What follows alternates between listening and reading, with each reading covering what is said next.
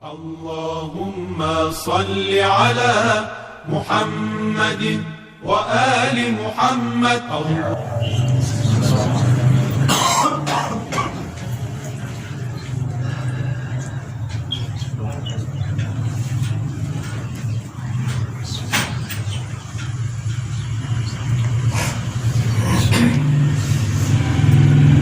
لا حول ولا قوة إلا بالله العلي العظيم. أعوذ بالله من الشيطان الرجيم. بسم الله الرحمن الرحيم. حسبنا الله ونعم الوكيل، نعم المولى ونعم النصير. الحمد لله الذي لم يتخذ صاحبة ولا ولدا ولم يكن له شريك في الملك ولم يكن له ولي من الذل وكبره تكبيرا. الصلاة والسلام على سيدنا ومولانا بالقاسم محمد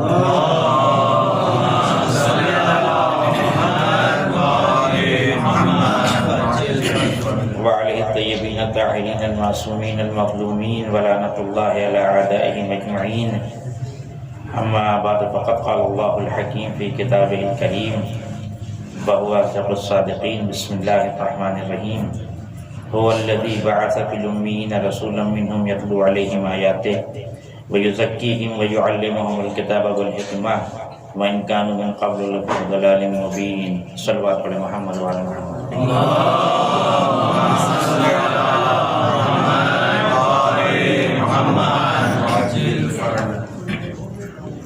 ماہ سفر کے آخری ایام ہیں اور یہ جو ہفتہ آ رہا ہے یہ مناسبتوں سے پر ہے کہ رسول اکرم صلی اللہ علیہ وآلہ وسلم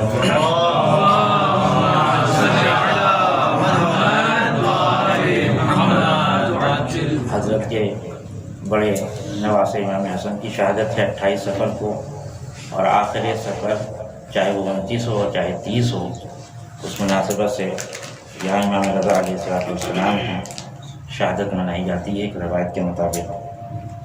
لہذا اسی مناسبت سے میں نے اس آیت کو چنا ہے کہ جس میں بہت مشہور ہے اور تقریباً سب طلباء ہیں یہاں پہ اور سب کو یاد بھی ہے، سورہ جمعہ، جس میں پروردگار عالم یہ ارشاد فرما رہا ہے کہ وہ خدا وہ ہے کہ جس نے امیین میں سے رسول کو چنا، من انفسہم، کہ جو تمہارے نفوس میں ہی سے تھا، یعنی انسانیت کے اعتبار سے تم جیسا تھا ہم نے تمہاری ہدایت کے لیے چنا. اس کا کام یہ ہے یتلو علیہم آیاتہ، کہ وہ آیات کی تلاوت کرے، ویزکیہم، اور تزکیہ نفس کرے، ویعلمہم الکتاب والحکمہ، اور لوگوں کو کتاب و حکمت کی تعلیم دے. وإن كانوا من قبل لفی ضلال مبین، اگرچہ یہ لوگ جس کے لیے رسول کو مبعوث کیا جا رہا ہے وہ کھلی ہوئی گمراہی میں تھے. خود اگر گمراہی ہو تو یہ کافی ہے کسی کو برباد کرنے کے لیے، اور اس گمراہی کے ساتھ مبین آ جائے تو اس سے سمجھ میں آتا ہے کہ جس ماحول میں اور جس حالات میں رسول اکرم کو اللہ نے مبعوث کیا تھا وہ حالات کیسے تھے وہ آپ بہتر جانتے ہیں.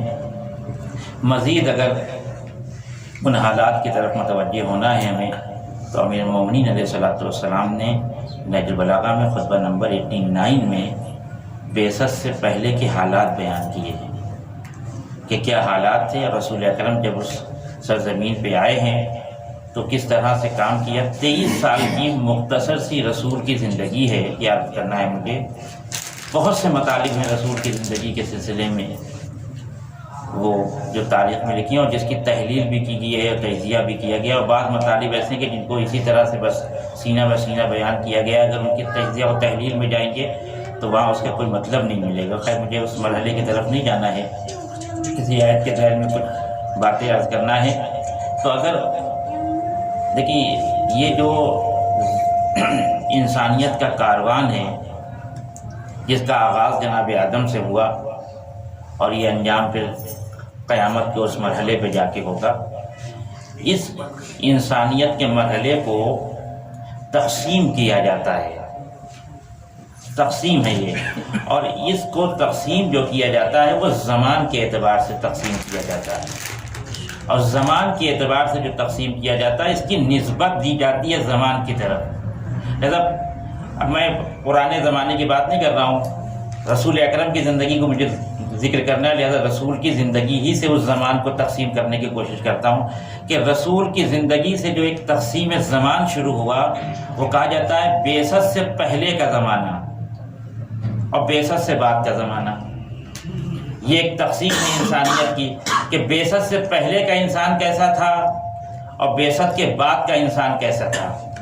رسول اکرم آئے اور تبلیغات کی، اس کے بعد پھر ایک دوسرا زمانہ آیا، ہجرت سے پہلے کا زمانہ، ہجرت سے بعد کا زمانہ۔ البتہ جو کچھ میں بیان کر رہا ہوں یہ حصر نہیں ہے، آپ اس کو اور بھی ریز کر سکتے ہیں اور چھوٹے چھوٹے زمانے پیدا کر سکتے ہیں۔ مثلا کربلا سے پہلے کا زمانہ، کربلا سے بعد کا زمانہ، انقلاب اسلامی کے آنے سے پہلے کا زمانہ، انقلاب اسلامی کے آنے کے بعد کا زمانہ۔ یہ جو زمانوں کی تقسیم کی گئی ہے یہ انسان کے فکری تبدیلی کے اعتبار سے کی گئی ہے۔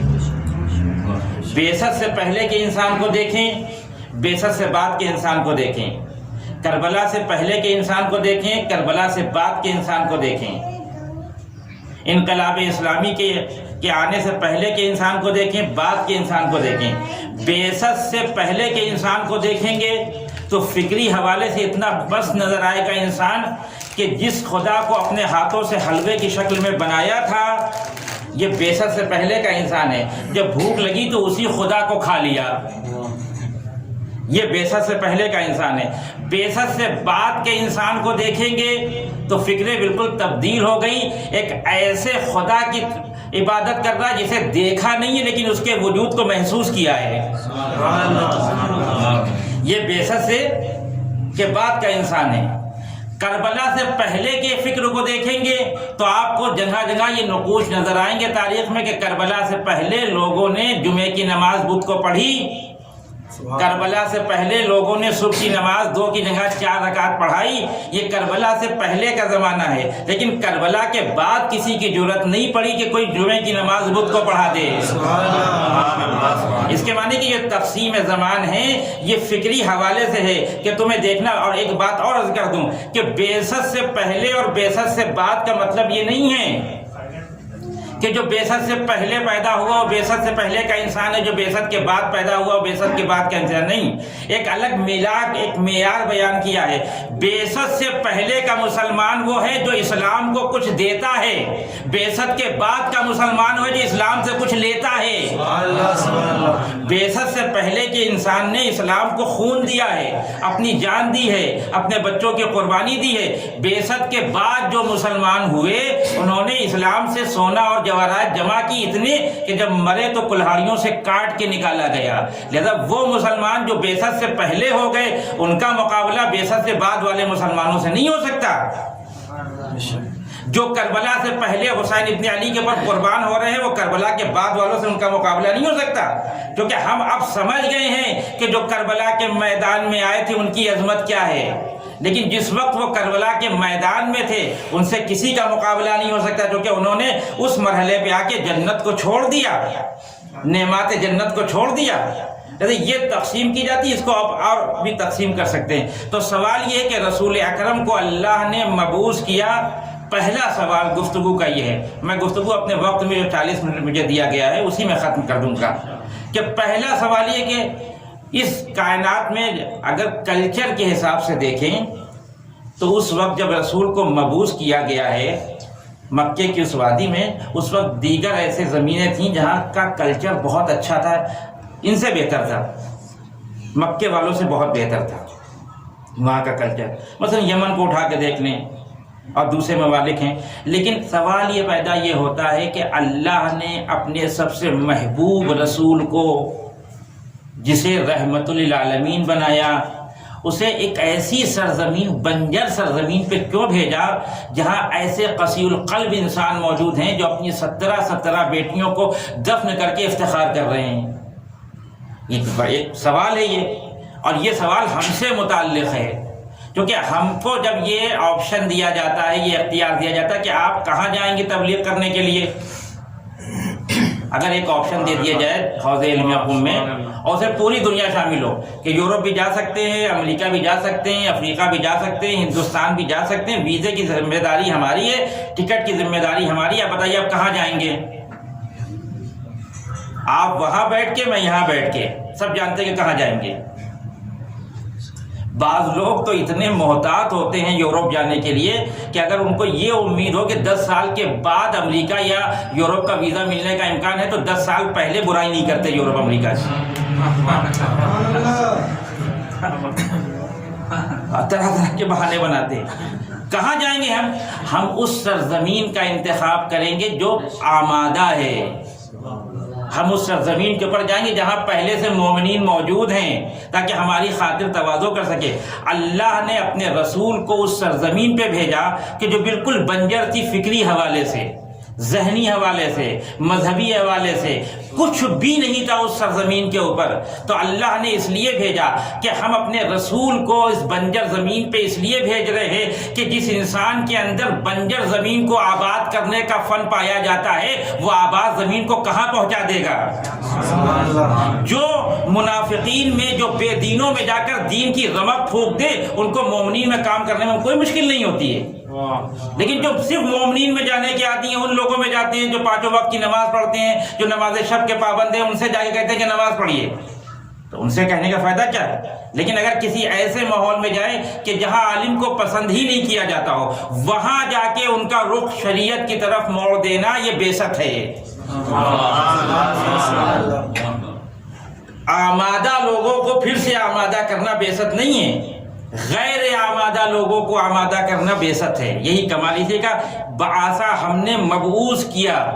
فرق یہی ہے، یہاں سے توجہ رکھیے گا میری گفتگو پر، کہ مبعوث انسان اور غیر مبعوث میں فرق کیا ہوتا ہے۔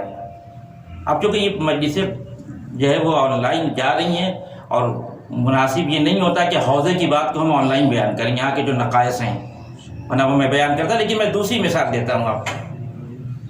اس مرحلے پہ آ کر اگر انسان غور کرے، اس مرحلے پہ آ کر، بیست کے اس مرحلے پہ آ کر غور کرے کہ بیست کیا ہے۔ دیکھیے 2 چیزیں ہوتی ہیں، انسان حرکت کب کرتا ہے، محرک کیا ہے انسان کا، 2 ہی چیزیں ہیں۔ انسان کے محرک یا ظاہری ہوگا یا باطنی ہوگا، یا ظاہری چیز کو دیکھ کے انسان حرکت میں آئے گا یا باطنی چیز کو دیکھ کے انسان حرکت میں آئے گا۔ ظاہری چیز مذہب کے حوالے سے بات کر رہا ہوں میں، غیر مذہبی بات نہیں کر رہا ہوں۔ مذہب میں آ کے حرکت کے علت کو، انگیزے کو تلاش کریں گے تو جنت ملے گی آپ کو، حوروں کا تذکرہ ملے گا، غلمانوں کا تذکرہ ملے گا، نعمت جنت ہیں، یہ سب چیزیں ظاہری حرکت کا باعث ہے۔ لہذا جب یقین ہو جاتا ہے کہ یہ مل گئی تو حرکت بھی بند ہو جاتی ہے۔ لیکن حرکت کا ایک انگیزہ ہے باطنی، وہاں مسئلہ حوروں کا نہیں ہے، وہاں غلمانوں کا نہیں ہے، وہاں جنت کی نعمتوں کا نہیں ہے۔ جو انسان باطنی طور پہ محرک اس کے اندر ایجاد ہوتا ہے، حرکت اس کے اندر ایجاد ہوتی ہے، یہی انسان مبعوث کہلاتا ہے۔ اسی کے لیے یہ بیست استعمال کی، کیونکہ بیست اسے نہیں کہتے، مبعوث انسان اسے نہیں کہتے جسے آگے کچھ دکھا کے بلایا جائے، پیچھے سے اسے ڈرا کے بھیجا جائے۔ یہ جانوروں کی صفت ہے، انسانوں کی صفت نہیں ہے۔ یہ دیکھا ہوگا جب قربانی کا زمانہ آتا ہے تو ہمارے کے جانور خریدے جاتے ہیں، وہ بیچارے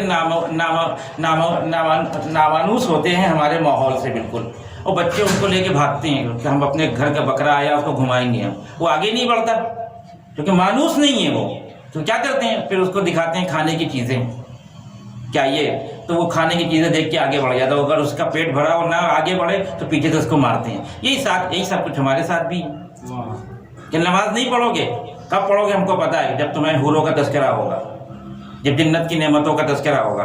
اچھا اب بھی نہیں پڑھو گے تو جہنم کا تذکرہ ہوگا۔ یہ مبعوث انسان نہیں ہے۔ مبعوث انسان میں فرق ہے کہ کام 2 جذبوں سے کیے جاتے ہیں، بہت توجہ رکھیے گا۔ ایک مرتبہ کسی چیز کو جاذبے کی بنا پہ کیا جاتا ہے، ایک وقت کسی چیز کو جذبے کی بنا پہ کیا جاتا ہے۔ جو چیز جاذبے کی بنا پہ انجام دی جاتی ہے وہ جاذبے کے ساتھ ختم ہو جاتی ہے۔ کہ آپ فلاں جگہ تبلیغ کرنے جائیں گے $200 ملے گا، چلے گئے تبلیغ کرنے اور نہ ملا تو یہ جاذبہ ہے۔ مبعوث انسان جاذبے کی بنا پہ تبلیغ نہیں کرتا، جذبے کی بنا پہ تبلیغ کرتا ہے۔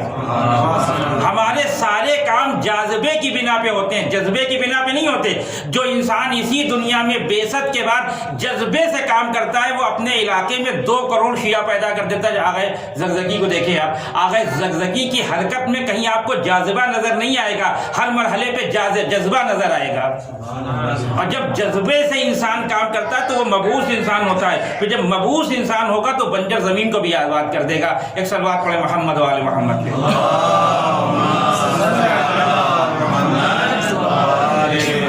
یہ جذبہ اور جاذبہ بہت اہم چیز ہے ہماری زندگی میں، کہ ہم کون سا کام جذبے کی بنا پہ کرتے ہیں اور کون سا کام جاذبے کی بنا پہ کرتے ہیں۔ جاذبے کی بنا پہ کام دوام نہیں ہوتا، اس کے اندر استمرار نہیں ہوتا، اس کے اندر اس کا قیام نہیں ہوتا۔ جب تک جاذبہ ہے دیکھ رہے ہیں کچھ مل رہا ہے کرتے رہیں، بس یہی فرق ہے۔ پھر دیکھیں حافظ اور محافظ میں یہی فرق ہے۔ لوگ حافظ قرآن ہیں، حسین محافظ قرآن ہے۔ حافظ قرآن اور محافظ قرآن کا فرق یہی ہے کہ جب قرآن پہ وقت پڑتا ہے، جب دین پہ وقت پڑتا ہے تو حافظ قرآن خود پیچھے ہٹ جاتا ہے، قرآن کو آگے کر دیتا ہے کہ ہماری جان بچ جائے، قرآن قربان ہو جائے۔ لیکن محافظ قرآن کا مسئلہ یہ نہیں ہوتا کہ میری جان بچ جائے، محافظ قرآن وہ ہوتا ہے کہ قرآن بچ جائے، ہماری جان قربان ہو جائے۔ جیسا حافظ قرآن کا محافظ قرآن سے کوئی مقابلہ نہیں ہے۔ امام خمینی رحمۃ اللہ علیہ نے جب سلمان رشدی کے خلاف فتویٰ دیا تھا قتل کا، تو اسی مملکت میں بہت بڑے بڑے سیاسی افراد جن کے سیاست کا لوگ لوہا مانتے تو واقعی امام سے کہنے لگے آپ نے یہ فتویٰ، آپ کو یہ موقع نہیں تھا فتویٰ دینے کا، اس کو واپس لے لیجیے، ابھی حکومت ہماری بہت کمزور ہے اور یہ ہو جائے گا اور انقلاب چلا جائے گا، فلاں ہو جائے گا۔ تو امام نے کیا کہا تھا کہ یہ جذبے والا انسان ہے، جاذبے والا انسان نہیں ہے۔ اگر جاذبے کی بنا پہ انقلاب آیا ہوتا تو ساری کوشش یہ ہوتی کہ حکومت بچ جائے، لیکن انقلاب جاذبے کی بنا پہ نہیں تھا، جذبے کی بنا پہ تھا۔ امام خمینی نے تاریخی جملہ کہا بنا یہ نہیں ہے کہ ایران باقی رہے، بنا یہ ہے کہ اسلام باقی رہے۔ مسئلہ یہ ہے کہ ہم نے فتویٰ اس لیے نہیں دیا کہ ہمارا ایران باقی رہے، ایران ہو یا نہ ہو لیکن اسلام کا باقی رہنا ضروری ہے۔ فرق محسوس کیا آپ نے جاذبے والے اور جذبے والے انسان میں؟ جاذبے والے انسان کا کام ختم ہو جاتا ہے، جذبے والے انسان کا کام باقی رہتا ہے۔ اللہ نے رسول کو جاذبے کے ذریعے سے مبعوث نہیں کیا، جذبے کے ذریعے سے مبعوث کیا ہے۔ تو جذبے والا انسان لاکھ مشکلیں اس کے سامنے کھڑی کی جائیں وہ رکتا نہیں ہے۔ رسول کے سامنے، رسول کے ساتھ کیا کیا نہیں ہوا اس مکے میں، یعنی آپ اس میں سے ایک ذرہ برابر وہ کام جو مکے والوں نے رسول کی زندگی میں رسول کے ساتھ کیا، ایک ذرہ برابر بھی اگر ہمارے ساتھ ہو جائے تو ہم تبلیغ کرنا چھوڑ دیں۔ کہ کون جائے گا، وہاں والے اتنے بدتمیز ہیں، بتائیے خدمت نہیں کرتے، کھانا وقت پہ نہیں لاتے، یہ نہیں کرتے وہ نہیں کرتے، لیکن کیوں؟ کیونکہ یہ سب جاذبے کی بنا پہ ہے۔ رسول کی زندگی کو اٹھا کے دیکھیں آپ، ایک جملہ ایک مرحلے تک لے کے آنا تھا، میں وہاں تک لے کے آیا ہوں تاکہ آپ رسول کی زندگی کو پہچانیے۔ رسول جب تبلیغ دین کر رہے ہیں، مبعوث ہوئے ہیں مکے کی سرزمین کے اوپر، تو دیکھیے کچھ چیزیں ایسی ہوتی ہیں کہ جو انسان کو ہلا نہیں پاتی۔ بعض آدمی مشکلات سے لڑ جاتے ہیں، کتنی مشکلات ان کے سامنے پیش کر دی جائے وہ لڑ جائیں گے، لیکن کچھ جو ہیں کمزور ہوتے ہیں، ان کی کمزوریاں کچھ اور ہوتی ہیں۔ یہ سب ہم سب کے اندر ایسی بات نہیں ہے۔ مولانا صاحب کی کمزوری کیا ہے کہ اگر مجلس کے بعد تعریف نہیں ہوئی تو منہ بن جائے گا۔ کسی کی کمزوری یہ ہوتی ہے کہ تعریف ہو یا نہ ہو لفافہ ہونا چاہیے، کسی کی کمزوری یہ ہوتی ہے کہ تعریف نہ ہو لفافہ نہ ہو مجمع ہونا چاہیے۔ جیسا بعض لوگ وعدہ جب مجلس کا لیتے ہیں تو یہ کہے کہ اتنا مجمع ہونا چاہیے۔ یہ کمزوریاں ہیں، تو اس کمزوری کے ذریعے سے توڑا جا سکتا ہے۔ رسول کو پہلے مکے والوں نے جتنی مشکلات تھی وہ سب لا کے رکھ دی رسول کے سامنے، وہ سب آپ جانتے ہیں، مجھے تکرار نہیں کرنا ہے ان مشکلات کا۔ اس کے بعد پھر رسول کو پھر توڑنے کی کوشش کی، جناب ابو طالب کے پاس آئے، سنا ہوا، مجھے صرف ایک جملہ عرض کرنا ہے، بہت ساری باتیں آپ کی بات سنی ہوئی ہیں اور پڑھی ہوئی ہیں۔ کیا کہا؟ کفار مکہ جناب ابو طالب کے پاس آئے اور جناب ابو طالب کے پاس آ کے کہتے ہیں کہ اے ابو طالب، یہ تمہارا بھتیجا ہمارے خداؤں کو برا کہہ رہا ہے۔ دیکھیں رسول کو کی کیریکٹر کو توڑنے کی کوشش کی جا رہی ہے۔ اس سے کہو کہ جتنی دولت چاہیے ہم دے دیں گے، عرب کی جس حسین عورت سے یہ شادی کرنا چاہے ہم شادی کرا دیں گے۔ دیکھیں وہ مشکلیں رسول کو توڑ نہیں پائیں، راہوں میں کانٹے بچھانا، زخم لگانا، تہمتیں لگانا. رسول اتنے محکم انسان ہیں کہ ان ساری چیزوں کو برداشت کر گئے. یہ سمجھ رہے تھے کہ چلو پیسے سے ٹوٹ جائے گا یہ انسان, یہ حسن کے سامنے جھک جائے گا. اس جملے میں ایک بہت ہی لطیف پہلو ہے جو مجھے عرض کرنا ہے. قاعدتاً کفار مکہ کو جناب ابو طالب سے اس طرح کہنا چاہیے تھا, اے ابو طالب اپنے بھتیجے سے کہہ دو کہ نہ تمہارے خداؤں کو برا کہے نہ ہمارے خداؤں کو برا کہے. نہیں, آپ نے غور نہیں کیا. ابو طالب کافر ہے نا مسلمانوں کی نگاہ میں, تو جب مسلمانوں کی نگاہ میں کافر ہوں گے تو کافروں کی نگاہ میں کیوں نہیں ہوں گے؟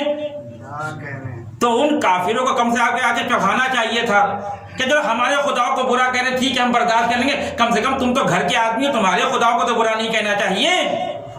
لیکن کفار مکہ کا آ کر یہ کہنا کہ اپنے بھتیجے سے کہہ دو کہ ہمارے خداؤں کو برا نہ کہیں, اس بات کی دلیل ہے کہ کفار مکہ بھی جانتے تھے کہ ابو طالب کا خدا کون ہے. یہ جانتے تھے. تو رسول اکرم نے جواب کہہ دیا, بہت سب نے سنا ہے کہ چچا ان سے کہہ دی کہ میرے ایک ہاتھ پہ سورج رکھ دیں, ایک ہاتھ پہ چاند رکھ دیں. ہم تبلیغ دین سے پھرنے والے نہیں ہیں, یہ بہت سادہ سی بات ہے.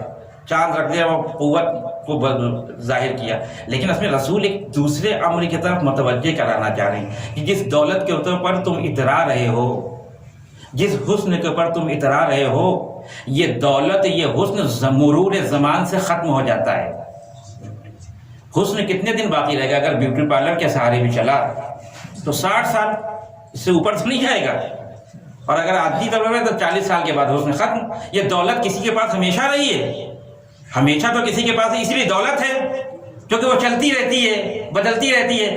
رسول نے کیا کہا جب 2 چیزوں کی پیشکش کی گئی کہ دولت لے لیں, حسن لے لیں, تو رسول نے کیا کہا کہ میرے ایک ہاتھ پہ سورج رکھ دیا جائے, ایک ہاتھ پہ چاند رکھ دیا جائے. یہی وہ 2 چیزیں تو ہیں جو زمانے کو پیدا کرتی ہیں.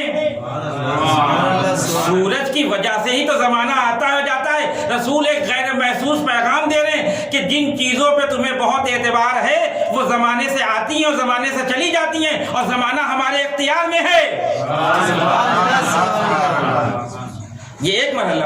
اور آج کا اگر مسلمان ہوتا, یقین مانیے ہم جیسے مسلمان اگر ہوتے تو رسول کو یہی مشورہ دیتے کہ رسول دولت مل رہی, لے لیجئے. مومنین کے پاس گھر نہیں ہے, گھر بن جائے گا. کپڑا نہیں ہے, کپڑا خرید لیں گے. کھانے کے لیے کھانا نہیں ہے, کھانا ہو جائے گا. پھر بعد میں دیکھا جائے گا, پھر مکر جائیں گے. رسول اللہ شادی کرنے کی پیشکش ہے, کم سے کم ایک مسلمان تو آئے گا اسلام کے دائرے میں, کر لیجئے. بعد میں مکر جائیں گے کہ ہم اس کو نہیں چھوڑیں گے. رسول کو بہت اہم بات عرض کر رہا ہوں میں آپ کی خدمت میں, جو اسلام کا معیار ہے, روح ہے, اسلام ہے, اور کربلا کی روح ہے یہ جملہ. کہ دیکھیں رسول کو جب پیسے کی اور اس شادی کی پیشکش کی گئی تو اس وقت رسول کو پیسے کی بھی ضرورت تھی اور جوان تھے, ازدواج کی بھی ضرورت تھی. حالت جوانی میں یہ مرحلہ پیش آیا رسول کے ساتھ. دولت کی بھی ضرورت تھی کیونکہ غریب تھے رسول, اور جو چاہنے والے تھے وہ بھی غریب تھے, اور جوان تھے تو شادی کی بھی ضرورت تھی. لیکن رسول نے نہ ان کی دولت کو قبول کیا, نہ ان کے رشتہ ازدواج کو قبول کیا, اور ایک پیغام دیا کہ میں کسی بھی غیر مقدس ہدف کو اسلام میں استعمال نہیں کر سکتا. میں کسی بھی غیر, کیونکہ ان کا پیسہ بھی غیر مقدس ہے, ان کا رشتہ ازدواج بھی غیر مقدس ہے. ضرورت تھی لیکن رسول نے استعمال نہیں کیا. اب ذرا اس شخصیت کے وجود کے تقدس کو پہچانیے اور اس کی دولت کے تقدس کو پہچانیے. ادھر دولت کا انکار کر رہے, رشتہ ازدواج کا انکار کر رہے, لیکن اسی مکے کی سرزمین پہ اگر کسی عورت کے رشتہ ازدواج کو رسول قبول کر لیں اور اس کی دولت کو اسلام کے لیے خرچ کر دے تو اس کے معنی یہ کہ نہ خدیجہ سے مقدس کوئی خاتون ہے, نہ ان سے مقدس کوئی مال ہے.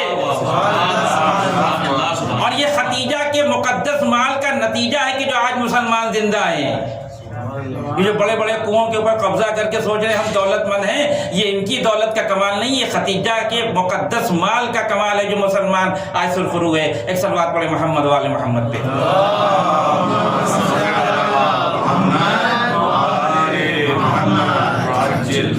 غور کیا آپ نے؟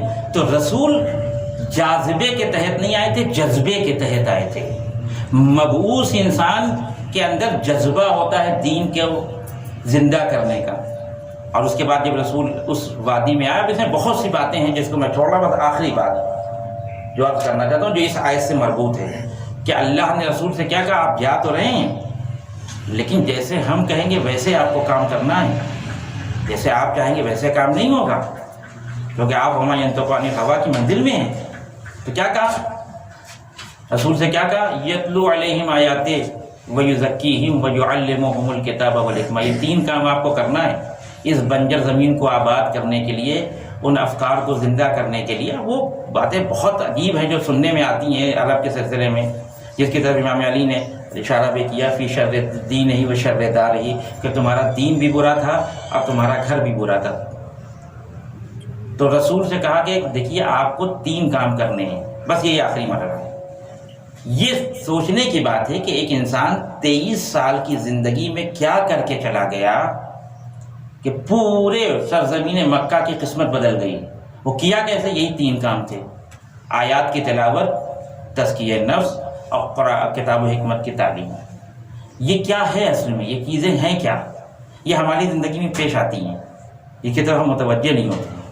مثال کے طور پر آپ ایک پرانی عمارت خریدیے۔ کچھ لوگ ہوتے ہیں کہ وہ کہتے ہیں کہ نہیں ہم اس پرانی عمارت میں ہی رہ لیں گے، کوئی مسئلہ نہیں ہے، ہم زندگی گزار لیں گے۔ کچھ لوگ ہوتے ہیں نہیں، کہتے ہیں نہیں اس پرانی عمارت کو تھوڑا سا ہم مینٹین کریں گے، بنائیں گے اس میں۔ اور کچھ ہوتے کہتے ہیں نہیں ہم اس پرانی عمارت کو قبول کرتے ہی نہیں ہیں، ہم کو نئی عمارت چاہیے۔ توجہ رکھیے گا، اب جب مرحلہ نئی عمارت کے بنانے کا آتا ہے تو 3 مرحلے ہیں۔ پہلا مرحلہ، بس میں تدبیر دے کے بات کو ختم کر دوں گا، پہلے مرحلے میں عمارت کو گرانا پڑتا ہے۔ جب تک آپ عمارت کو گرائیں گے نہیں، نئی عمارت بنے گی نہیں۔ کہیں آپ نے دیکھا کہ بغیر عمارت کے گرائے ہو کہ عمارت بن گئی ہو؟ نہیں۔ تو پہلا مرحلہ یہ ہے کہ عمارت کو گرائیے۔ عمارت کو گرانے سے بھی کچھ حاصل ہونے والا نہیں ہے۔ دوسرا مرحلہ یہ گرے ہوئے ملبے کو صاف کریے، اس زمین کو پاک کریے، کیونکہ وہ جو پرانی عمارت کا ملبہ ہے وہ نئی عمارت کو متاثر کر سکتا ہے۔ جب نئی پرانی عمارت گر جائے گی، وہ ملبہ صاف ہو جائے گا، تب اس زمین کے اوپر نئی عمارت جو بنائیں گے تو اس کو دوام حاصل ہوگا۔ ہماری مشکل یہ ہے کہ جب ہم معاشرے میں جاتے ہیں تبلیغ دین کرنے کے لیے، ہماری سے مراد آپ نہیں، عموماً جو لوگ ذاکری کرنے کا شوق رکھتے ہیں، جن کو ذاکری کرنے کا شوق ہوتا ہے، وہ مراد ہے میری، کہ ان کا مسئلہ یہ ہے کہ وہ جا کر ممبر سے تبرہ پڑھ کے عمارت گرا تو دیتے ہیں، جو ایک مرحلہ ہے، انکار نہیں کر رہا ہوں میں تبرہ کا، تبرہ پڑھ کے وہ جو فرسودہ افکار ہیں ان کی عمارت کو گرا تو دیتے ہیں، لیکن تولا کے ذریعے نئی عمارت بناتے نہیں ہیں۔ ملبے کو وہیں چھوڑ کے اسی چھوڑ کے جائیے کہ کوئی عمارت آپ گرائیں گے اور ملبہ اگر پڑا رہا تو وہ ملبہ دوسروں کو نقصان پہنچائے گا۔ لہذا طریقہ یہ ہے کہ عمارت کو گرانے کے بعد ملبے کو صاف کریں، اس کے بعد اس کے اوپر نئی عمارت بنائیں۔ ہماری مشکل یہ کہ ہم تبرہ پڑھ کے پرانی عمارتوں کو گرا دیتے ہیں لیکن تولے کے ذریعے نئی عمارت بناتے نہیں ہیں۔ رسول کا کمال یہ ہے کہ رسول نے فقط پرانی عمارتوں کو گرایا نہیں، اللہ نے کہا 3 کام کرنے ہیں آپ کو، یتلو علیہم آیاتہ، اے میرے رسول آپ جس زمین کے اوپر مبعوث کیے جا رہے ہیں وہاں بڑی افکار کی بڑی پرانی عمارتیں ہیں، بڑے پرانے افکار ہیں، عمارت بہت پرانی ہے۔ آپ کی پہلی ذمہ داری یہ ہے کہ اس پرانی عمارت کو گرانے کا طریقہ یہ یتلو علیہم آیاتہ، جب میری کتاب کی تلاوت کریں گے تو یہ پرانی عمارت گر جائے گی۔ لیکن اے میرے رسول فقط پرانی عمارت گرنے سے کام بننے والا نہیں ہے، آپ کو اس عمارت کا ملبہ بھی صاف کرنا ہوگا، وَيُزَكِّيهِمْ، اور ان کا تزکیہ نفس کریے۔ تزکیہ نفس کسے کہتے ہیں؟ تزکیہ کسے کہتے ہیں؟ تزکیہ کہتے ہیں آپ اپنے گھروں میں جو گملے میں پیڑ لگاتے ہیں، پھول لگاتے ہیں، وہ جب پیڑ بڑے ہوتے ہیں تو اس کی کچھ شاخیں ادھر ادھر نکل جاتی ہیں، بے ترتیب ہو جاتی ہیں وہ شاخیں۔ وہ جو شاخیں بے ترتیب ہوتی ہیں وہ شاخیں درخت کے تکامل میں مانع ہوتی ہیں، اس کی وجہ سے درخت اوپر نہیں جا پاتا کیونکہ اس کا بوجھ زیادہ ہو جاتا ہے۔ انہی شاخوں کو کاٹنے کا نام ہے تزکیہ۔ یعنی معنی کیا ہوا تزکیہ کے؟ تکامل کی راہ میں جو چیز مانع ہو اس کو ہٹانے کو تزکیہ کہتے ہیں۔ لہذا تعلیم کے ساتھ تربیت کو اسی لیے رکھا گیا ہے کہ تعلیم اسی وقت فائدہ دے گی جب تربیت ہو ساتھ میں. تو اب سوال یہ ہے کہ آپ کے گھر میں لگے ہوئے گملے میں جو شاخیں ادھر سے ادھر گئی ہیں اسے کون کاٹے گا جسے یہ پتا ہو کہ کون سی شاخ مانے ہے اور کون سی شاخ مانے نہیں ہے؟ کوئی متخصص ہونا چاہیے جو درخت کے اوپر اپنی نظر دوڑائے. توجہ رکھیں کہ منزل تک لے جانا چاہتا ہوں. جو درخت پہ اپنی نظر دوڑا کے یہ بتائے کہ اسے کٹنا ہے اسے نہیں کٹنا. اسی کاٹنے والے کو ہادی کہتے ہیں. اگر اس صحرا میں جہاں حور حسین ابن علی سے ملا تھا ہم جیسا مبلغ ہوتا, توجہ رکھیے گا, مجھ جیسا مبلغ ہوتا اور وہ یہ دیکھ رہا ہوتا کہ حر نے امامت کے لجام فرض پہ ہاتھ ڈال دیا تو مجھ جیسا مبلغ تو قرآن کی آیتیں پڑھنے لگتا اور رسول کی روایات ذکر کرتا. تمہیں پتہ نہیں ہے حسین کون ہے, یہ نبی کے نواسے ہیں. لیکن جو واقعاً تزکیہ کرنے کا فن رکھتا تھا اسے پتا ہے کہ حر کو ابھی آیتوں کی ضرورت نہیں ہے, پانی کی ضرورت ہے. ابھی اگر اس کو پانی نہیں ملا تو اس کی زندگی ختم ہو جائے گی. لہذا تزکیہ کرنے کا حق صرف ان کو ہے جو دین کے متخصص ہیں. مجلس پڑھنے والا تزکیہ نہیں کر سکتا. کیا آپ یہ سوچیں جو مجلس پڑھتا ہے وہ تزکیہ کرے گا؟ وہ تو آ کے ممبر پہ کہتے گا ہمیں فتوے کی ضرورت نہیں ہے. یہ کون لوگ ہیں جو نہیں جانتے کہ درخت کی کس شاخ کو کاٹنا ہے کسے نہیں کاٹنا؟ تزکیہ ایک فن ہے جو اللہ نے اپنے ہادیان کو دیا ہے کہ جب وہ معاشرے میں جائیں تو یہ پتا کریں کہ کسے کیا کرنا ہے. اور کیا آپ نے ورنہ رسول کی زندگی کو اٹھا کے دیکھیے. میں نہیں جاننا چاہتا اس مرحلے میں, دیر ہو جائے گی. ورنہ رسول نے سب سے ایک جیسی برخورد نہیں کی ہے. ابو جہل سے الگ کی ہے اور وہ بڑھیا جو کوڑا پھینکتی تھی اس سے الگ کی ہے. یہ اسی فن تزکیہ کا نتیجہ ہے. اور کیا. اور تیسرا مرحلہ جب آپ عمارت کے ملبے کو ہٹا لیجئے تو کتاب و حکمت کی تعلیم سے نئی عمارت قائم کریے. اب آپ دیکھیں کتنا آسان ہو گیا. 23 سال کی زندگی میں ایک انسان کیا کر کے چلا گیا کہ اب اس 23 سال کے بعد کی زندگی کو اٹھا کے دیکھیں تو اندازہ ہوگا کہ رسول کا کام معجزہ نہیں ہے. معجزے سے رسول نے کام نہیں کیا تھا, جذبے سے رسول نے کام کیا تھا.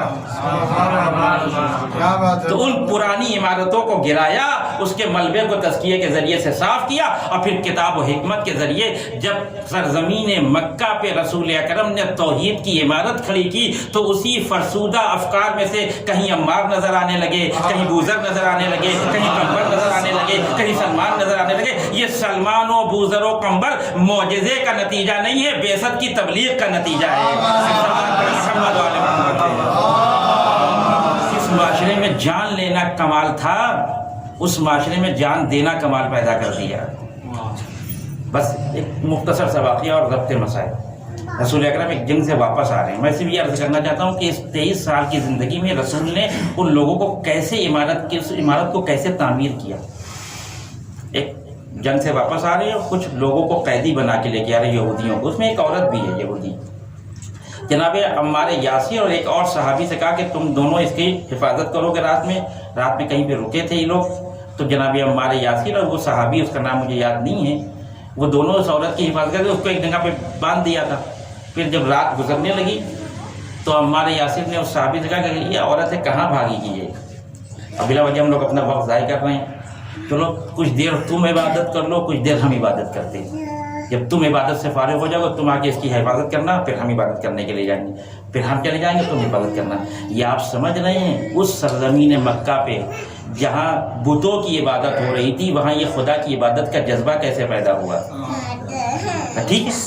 اب جناب عمار یاسر عبادت میں مصروف ہیں, وہ صحابی سو رہا ہے, یہ نماز پڑھ رہے ہیں اور اس نماز میں بھی سورہ کہف کی تلاوت کر رہے ہیں. وہ جو عورت قیدی بنا کے لائی گئی تھی اس کا شوہر اس کا تعاقب کر رہا تھا.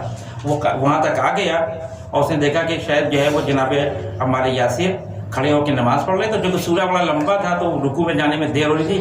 یہ بہت دور سے دیکھ رہا تھا, توجہ رکھیے, بہت دور سے دیکھ رہا تھا. اس کو لگا کہ شاید یہ درخت ہے, انسان نہیں ہے, کیونکہ انسان ہوتا تو حرکت کرتا. تو پھر اس نے سوچا کیسے پتا کریں کہ یہ درخت ہے کہ انسان ہے, کہ اس کو تیر مار کے دیکھتے ہیں, اگر تیر لگ جائے تو ظاہر انسان ہوگا تو حرکت کرے گا اور شجر ہوگا تو حرکت نہیں کرے گا. اس نے جناب عمار یاسر کو تیر مارا. अम्मार यासिर के वजूद में कोई हरकत नहीं हुई। आप समझ रहे हैं ना मक्के की सरजमीन को, जहां एक एक जख्म पे 40 साल तक जंगें हो रही हो, वहां रसूल ने इंसान को किस मेराज पे पहुंचा दिया कि हालत नमाज में है अल्लाह के रसूल का सहाबी, उसे तीर लगा और वो अपनी जगह पे मुतहर्रिक नहीं हुआ, कई तीर मुसलसल मारे, और जब उसको यकीन हो गया कि अब ये इंसान नहीं हो सकता, हाँ बिल्कुल ये अरब का फरसूदा इंसान नहीं होगा, ये बेसत का बनाया हुआ इंसान है। अब जब करीब आया तब जनाब अम्मार यासिर मुतवज्जे हुए और फिर शोर मचाया, तो वहां पर किसी ने अम्मार यासिर से कहा कि तुम्हें इतने तीर लग गए थे और तुम बोले नहीं। तो कहा कि अगर रसूल के उस कौल के का मुझे लिहाज न होता कि इस औरत की हिफाजत करना है तो 1000 तीर भी लग जाते, मैं नमाज न छोड़ता। बस मैंने बात को खत्म कर दिया थी। तो देख रहे हैं आप, बेसत के जरिए से रसूल अकरम अफकार को कहाँ लेके जा रहे हैं। लेकिन मैं हाथों को जोड़ के रिसालत की खिदमत में बस इतना अर्ज करूँगा, रसूल आपकी बेसत का कोई मुकाबला नहीं है। आपने जिस तरह से इंसानियत की तरबियत की कोई नहीं कर सकता, लेकिन रसूल अकरम इतना ज़रूर है, इस वाक़े को अगर देखें जहाँ हमारे यासिर को तीर लग रहा है, देखिए अगर आप कहीं पे खड़े हों और लाइल्मी तौर पर आपको आकर तीर लग जाए तो उसे बर्दाश्त करना आसान है। कोई पीछे से हमला कर दे, आप नहीं देख रहे कोई आपको जख्म लगा दे, इस जख्म को बर्दाश्त करना ज्यादा आसान है बनिस्बत उस जख्म को के सामने से तीर आ रहे हो, तीर का रुख कहीं और हो लेकिन अपने सीनों को उस तरफ मोड़ दे। पहचानिए, करबला को पहचानिए। एक रसूल का सहाबी है जो रात में नमाज पढ़ रहा है, उसके ऊपर मुसलसल तीर आके लग रहे हैं, लेकिन फिर भी वो मुस्तकिल है, वो नमाज को नहीं छोड़ रहा है। लेकिन जिस वक्त तीर आ रहे थे जनाब अम्मार यासिर की तरफ, अम्मार यासिर उस तीर को आते हुए नहीं देख रहे थे, लेकिन हमारे हजारों सलाम हो सरकार सैयद शुहदा के असहाब के ऊपर कि वहाँ मसला ये नहीं कि तीर कहीं और से आ रहे हैं और हम देख ना पा रहे हैं, वहाँ से कहे ज़हर आगे बढ़ो, सईद आगे बढ़ो, देखो ऐसा ना हो कि मेरे मौला तक कोई तीर पहुँच जाए। अल्लाह, ये है मरहला, ये है बेहसत। ये करबला से पहले का इंसान को, करबला के बाद के इंसान को देखे। अल्लाह अकबर। हुसैन इब्ने अली ने क्या शाहकार असहाब दुनिया के सामने पेश किए। लिहाजा फरमाया कि मैं नहीं जानता कि मुझसे मेरे असहाब से बेहतर किसी के असहाब होंगे। अब ये आखिरी मरहला है, बस इसके बाद कोई तारीफ का कोई मरहला बचता नहीं है। इसलिए कि अगर हम ये बात कहें कि हम नहीं जानते तो हमारा न जानना अदम के ऊपर दलील नहीं है। दुनिया में कोई भी ला इल्मी का इजहार करे उसके बाद भी उस चीज़ के वजूद का इम्कान पाया जाता है, लेकिन वक्त का इमाम जिसके पास इल्म गैब हो, अगर वो ये कहे कि मैं नहीं जानता तो उसका न जानना इस बात की दलील है कि वो चीज़ है ही नहीं दुनिया में। यानी असहाब हुसैन का कोई मुकाबला नहीं है। बस ये अय्याम अज़ा के अय्याम है हमारे और आपके लिए, ख़ुद अहले बैत के लिए भी और हमारे और आपके लिए भी, कि जब रसूल अकरम दुनिया से जा रहे हैं, जब इमाम हसन दुनिया से जा रहे हैं, जब इमाम रज़ा अलैहिस्सलातु वस्सलाम दुनिया से जा रहे हैं। अल्लाह अकबर। बस 2 मिनट के मसाइल में ये मैं कह सकता हूँ कि रसूल दुनिया से जा रहे हैं और रसूल का सर बेटी की आगोश में, आखिरी वक्त है रसूल का। अब इसमें भी बररसी चाहिए इसकी कि वो इंसान जो गदीर के मैदान में अभी 3 महीना पहले, गदीर 2 महीना पहले गदीर के मैदान में अली जैसे इंसान को अपने दोनों हाथों पे उठा रहा हो, उसके साथ 2 महीने के अंदर क्या हो गया कि वो अपने पैरों पे चल नहीं पा रहा। क्या किया उम्मत ने रसूल के साथ?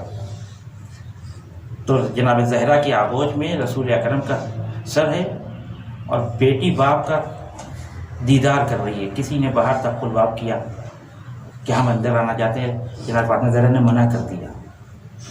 चंद मरतबा जब उधर से इसरार बढ़ा तो शहजादी रोने लगी। अल्लाह अकबर। एक बेटी है, बेटी को बाप की मोहब्बत होती है, वो कोई भी हो, बेटी बेटी होती है, चाहे वो मासूम हो चाहे गैर मासूम हो। जब जनाब फातिमा ज़हरा की आंखों से आंसू गिरने लगे, वो आंसू रसूल के रुखसार पे जाके गिरे तो रसूल की आंखें खुल गई। कहा बेटी तुम रो क्यों रही हो? कहा बाबा न जाने कौन है दरवाजे पे कि जो बार बार आने की कोशिश कर, मैं मना कर रही हूँ लेकिन वो मान नहीं रहा। अल्लाह अकबर। कहा फातिमा ये तुम्हारे दर का शरफ है। जानती वो कौन है? वो मलकुल मौत है जो मेरी रूह कब्ज करने के लिए आना चाहता, लेकिन जब तक बेटी तुम इजाज़त नहीं दोगी ملک الموت کی بھی حیثیت نہیں ہے کہ گھر کے اندر داخل ہو جائے. یا رسول اللہ ابھی آپ موجود ہیں, ابھی فاطمہ کا احترام موجود ہے, اے بی بی ابھی ملک الموت آپ کے گھر میں داخل ہونا چاہتے ہیں, لیکن جب تک آپ اجازت نہیں دیں گی ملک الموت گھر میں داخل نہیں ہو سکتا. اے بی بی آپ کا بابا ادھر دنیا سے گیا, دیکھیے مدینے میں کیا ہوتا ہے. ارے جس دروازے پہ ملک الموت اجازت دے کے داخل ہو رہے ہو اسی دروازے پہ 300 ظالم آ کے کھڑے ہو کے کہہ رہے ہو کہ اے فاطمہ اگر دروازہ نہیں کھولا تو ہم دروازہ توڑ دیں گے. یہ ابتدا ہے کربلا کی. اللہ اکبر. یہ دروازہ جب جس دروازے پہ آ کے فاطمہ زہرا کھڑی ہوئی, ارے جس کا بابا ابھی 3 دن پہلے گیا ہو اس بیٹی کے اوپر کتنا غم ہو. وہ باپ جو رحمت للعالمین ہے اس بیٹی کا باپ چلا گیا. فاطمہ ابھی غم کے عالم میں ہے, لیکن پھر بھی وقت کے امام کو بچانے کے لیے دروازے پہ آ گئی اور یہ کہا کہ میں دروازہ نہیں کھولنے دوں گی. لیکن اسی دروازے کے اوپر ظالموں نے آگ و لکڑی جمع کر دی. میں کہوں گا اے بی بی آج آپ کے دروازے پہ آگ و لکڑی جمع ہوئی, لیکن علی جیسا امام تو موجود ہے. لیکن ذرا کربلا کے میدان میں آئیے. ادھر حسین کا سر نوکے نیزہ پہ بلند ہوا. ارے وہ ایک بہن ہے جو بھتیجے کے پاس آ کے کہتی ہے میرے لال دیکھو یہ قیامت کا منظر کیسا ہے. ایک دفعہ سید سجاد نے آنکھیں کھولی, آواز دی پھوپھی اماں ذرا خیمے کا پردہ تو ہٹائیے. اب جو خیمے کا پردہ ہٹا سامنے باپ کا سر نوکے زنا پہ السلام علیکم یا ابا عبداللہ. ارے ایک دفعہ مدینے کی تاریخ پھر دہرائی گئی. ارے ظالموں کا ہجوم. ایک دفعہ خیمے جلانا شروع کیے, بیویوں کے سر سے چادر چھیننا شروع کی گئی. ایک خیمہ جلتا تھا بیویاں دوسرے خیمے میں جاتی تھی, دوسرا خیمہ جلتا تھا بیویاں تیسرے خیمے میں جاتی تھی. اور جب ایک طرف سے سارے خیموں میں آگ لگائی دی گئی تو زینب بے چین, ہائے میں خیمے کے باہر کیسے جاؤں. امام وقت سے عجیب مسئلہ پوچھا, اے میرے لال یہ بتاؤ کہ خیمے میں جل کے مر جائے یا بے مخنوں چادر خیمے کے باہر چلے آئے. یہ پوچھنا بتاتا ہے کہ شہزادی کے لیے مر جانا آسان تھا, لیکن بے مخنوں چادر خیمے کے باہر آنا مشکل تھا. آواز دی پھوپھی اماں آپ تو عالمہ غیر معلمہ ہے, آپ کو تو معلوم ہے جان بچانا واجب ہے. ارے وقت کے امام کا حکم تھا زینب بے مخنوں چادر ایک دفعہ جلتے ہوئے خیمے سے باہر آئی. آواز دیے بھیا ارے جس چادر کی تم حفاظت کرتے تھے آج ظالموں نے میرے سر سے وہ چادر چھین لی. اے بھیا بہن کے پردے کی حفاظت کرو. بہن بے مخنوں چادر ظالموں کے بیچ میں کھڑی.